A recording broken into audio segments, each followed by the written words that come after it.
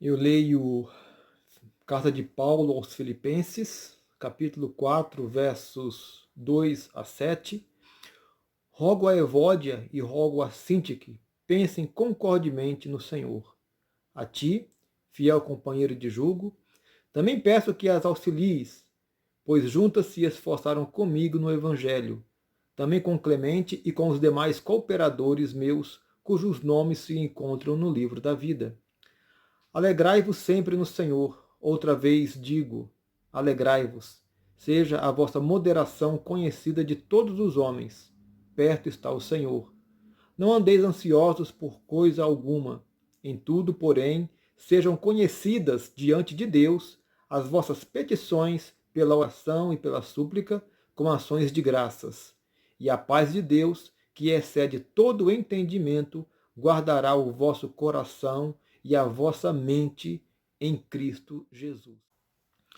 Gostaria de refletir com vocês hoje sobre duas disciplinas da vida cristã e que são básicas e que é a oração e a leitura da palavra. Eu digo disciplina básica ou disciplinas básicas porque, na verdade, existem muitas outras, menos falada, menos conhecida, mas que o autor Richard Foster, por exemplo, vai tratar no seu livro A Celebração da Disciplina, sobre diversas outras disciplinas, e vai ali distinguir entre disciplinas interiores, disciplinas exteriores, disciplinas associadas. Mas hoje vamos refletir sobre aquelas que são as mais básicas, leitura da palavra e oração. E quando nós falamos em oração, uma dúvida ou uma questão que frequentemente nos acomete é: eu estou orando de forma correta? A minha oração agrada a Deus? A minha oração está alinhada com o propósito de Deus? E essa é uma dúvida bastante pertinente e importante para a vida cristã. E, e aí a gente pode saber pela palavra de Deus qual é a vontade dele para a nossa vida. E aqui então nesse exercício, nessa reflexão, eu gostaria de associar essas duas disciplinas de forma conjunta. Ler a palavra e orar a palavra. Você sabia que você pode, através de uma leitura devocional, ter ali a sua pauta de oração?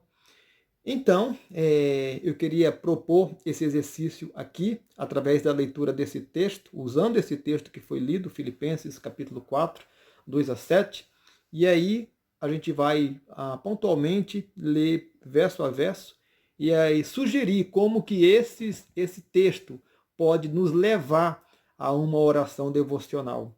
E aí, com a certeza de que a nossa oração vai de fato estar alinhada com a vontade de Deus. Por quê? Porque nós estamos orando a palavra. Então, voltando aqui para o verso 2, Paulo fala àquela igreja em Filipos: rogo a Evódia e rogo a Sintique que pensem concordemente no Senhor. Olha só que interessante. A gente acha muitas vezes que a igreja primitiva era a igreja perfeita, sem problemas relacionais. Não, está aqui. A Evódia e a Sintique eram duas senhoras, provavelmente senhoras, que tinham algum problema e que Paulo, por isso, está pedindo para que elas pensem concordemente. E aqui eu posso ser lembrado que na comunidade aonde eu congrego, há também problemas relacionais. Nós sabemos disso. E aí aqui eu sou levado a orar a Deus, pedindo que Deus possa agir naquela situação de discórdia, de conflito relacional, para que ali haja concórdia e que haja paz.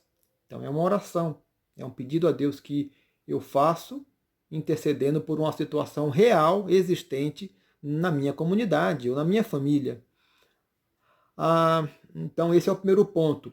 Mas é interessante que avançando aqui para o verso 3, e Paulo fala: a ti, fiel companheiro de jugo, também peço que as auxilies. Então aqui Paulo está pedindo para alguém que, diante dessa situação entre Evódia e Sintique, ele possa auxiliar, ajudar, no sentido de trazer ali a concórdia. E aqui isso pode me lembrar a orar a Deus para que ele me faça um instrumento que seja um instrumento conciliador num conflito real na minha comunidade. Então aqui eu posso orar por isso. E aí é orar por sabedoria. Pedir então que Deus nos dê sensibilidade, sabedoria, discernimento para agir entre dois irmãos que porventura estejam ali passando por dificuldades. E aí você pode ser um agente pacificador, né? Um agente pacificador. O verso 4 vai dizer: alegrai-vos sempre no Senhor. Outra vez digo, alegrai-vos. Interessante que aqui é uma ordem, é um mandamento, né? Aliás, a carta de Paulo aos Filipenses, ela é conhecida como a carta da alegria. Em cada um dos 4 capítulos, ele vai falar sobre a alegria.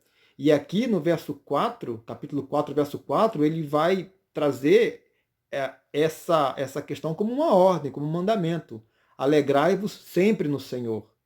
Não é somente quando as coisas vão bem, é sempre. E outra vez vos digo, alegrai-vos. Então é um mandamento. E aí um desafio para nós hoje, né? Com tantos problemas em volta da nossa vida, da nossa sociedade, tantos conflitos que nos roubam a paz e nos roubam a alegria também. E aqui tem uma ordem do Senhor que eu vou aqui talvez no verso 6 dizer como que isso pode ser aplicado em oração. Como que eu posso buscar então a alegria e ser alguém alegre no Senhor, mesmo diante de dificuldades? Esse é um grande desafio. E aí está aí um pedido, né? Esse já é um pedido. Senhor, me faça alguém alegre, né? Davi, depois que orou, ou orando, pedindo perdão do seu pecado, lá no Salmo 51, ele diz: restitui-me a alegria da salvação. Então, Davi orou, né, pela alegria que ele havia perdido. E muitas vezes a falta da alegria não é somente por questões de problemas, mas é devido a algum pecado.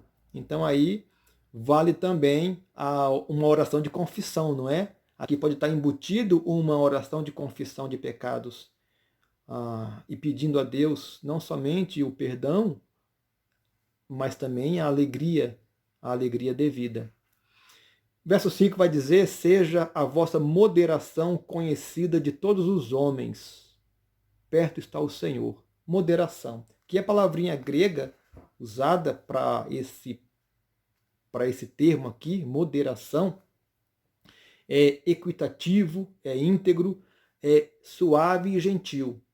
Que a sua suavidade no trato com as pessoas, que a sua gentileza no trato seja conhecido de todos os homens. Porque muitas vezes, né, nós podemos ser conhecidos na nossa comunidade e na nossa família como o esquentadinho, como o esquentadão, como o estourado, e possivelmente essa não seja uma qualidade que seja desejável para que alguém seja conhecido por outros. E aí, talvez principalmente esses aí, com temperamento mais esquentado, e que dizem que eu nasci assim e eu não vou mudar.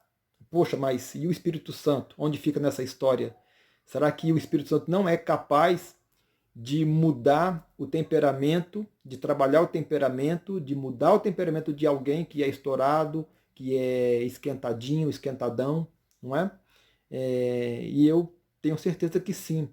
Então aqui eu sou lembrado a orar para que Deus me faça alguém moderado, alguém gentil no trato com os irmãos, alguém gentil no trato com a esposa, com o marido, com os filhos, com os pais.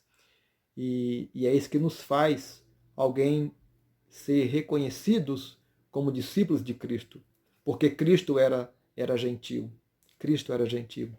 E aí no verso 6, não andeis ansiosos de coisa alguma, em tudo, porém, sejam conhecidas diante de Deus as vossas petições pela oração e pela súplica com ações de graças. Então aqui algumas coisas importantes. Em Primeiro ponto é que esse versículo agora, ele abre as portas para eu pedir tudo o que eu quiser. Tudo aquilo que me faz andar ansioso, né? Não andeis ansiosos de coisa alguma. Aliás, uma ordem, né? Não andeis ansiosos. Então, um mandamento. E aqui eu posso orar por tudo na minha vida. Agora, aí a sabedoria de saber o que é necessidade e o que é desejo. Porque quando Jesus falou que tudo aquilo que nós pedirmos, o Pai nos dará, esse tudo tem que ser entendido também à luz de outros textos. Esse talvez seja um outro assunto para outro pôr do sol. Mas um coração que esteja alinhado com a palavra de Deus vai saber pedir aquilo que de fato é uma necessidade para a vida dele. E estou falando aqui mesmo necessidade material. Necessidade material faz parte da vida. As coisas que precisamos para a nossa manutenção da vida. Agora, o supérfluo é outra história. Mas aqui, o verso 6, então, me abre essa porta para pedir tudo aquilo que me está trazendo ansiedade de vida. E ele fala, olha, sejam conhecidas diante de Deus as vossas petições pela oração e súplica. Então, oração é algo mais genérico. Você pode ter orações de várias maneiras, de várias abordagens, mas a súplica é algo específico. A súplica é você pedir algo que está te angustiando e você pede com veemência porque você está numa necessidade. Então, pela oração e pela súplica. Agora, olha que interessante. Mesmo numa situação de ansiedade e, portanto, alguma situação ruim, desagradável, indesejável, então eu tenho que orar a Deus. Ele fala aqui, com ações de graças. Com ações de graças. E que interessante porque essa questão de levar ações de graças a Deus, ela é recorrente no Novo Testamento. Paulo fala muito disso ao longo das suas cartas. E aqui, depois que eu orei pelas minhas necessidades, e que podem ser muitas, e que obviamente eu posso orar pelas necessidades dos outros, e aí você tem a intercessão. Intercessão é um tipo de oração aonde eu peço pelos outros. E na súplica, em geral, eu peço por mim mesmo. Então, depois de fazer tudo isso, eu posso também, nessa mesma oração, dar ações de graças. E aqui, esse ações de graças, eu vou linkar com o verso 4, alegrai-vos sempre no Senhor. Olha só, olha que interessante, mesmo num contexto de ansiedade, eu posso então lembrar de tudo que Deus já fez na minha vida, e foram muitas coisas, e eu aí, lembrando dessas coisas, eu dou ação de graças. Olha que interessante, não é? Olha que interessante. Eu sempre me lembro de coisas que Deus fez na minha vida. Situações difíceis, de emprego ou de desemprego, por exemplo. Outras situações mais complexas, né? Eu me lembro que eu fiquei 6 anos afastado da igreja quando eu mudei de cidade e eu era um adolescente e por conta disso eu não tive ali a disposição ou a iniciativa de sozinho ir buscar uma igreja numa cidade diferente. E eu fiquei 6 anos então longe da igreja. E eu me lembro muito bem o dia em que eu fui para a igreja e aquilo foi para mim como que um novo nascimento, um terceiro nascimento. E é recorrente eu lembrar desse fato e dar ação de graça a Deus por conta disso.